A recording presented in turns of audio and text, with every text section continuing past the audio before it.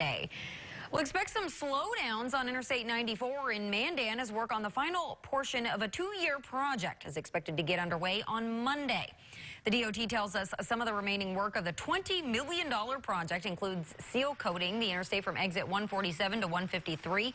A DOT engineer says the seal coat will look like a paving job and won't have those annoying chips that he says motorists hate. 3 westbound sections and 2 eastbound will be ground down by the contractor for a more smooth ride. We spoke with the DOT and they tell us with all major road work there's some fine-tuning and smoothing of bumps that remain. We're going to go out and repair 6 of them, and we're also going to look at 4 bridge ends, two bridges that seem to be a little bit rough as well. So I think we're going to do up to about 10 spots. Now, the road will remain open during the work week, but lane closures can be expected. All of the work is expected to be done within a couple of weeks. Now, here's a look at some of the big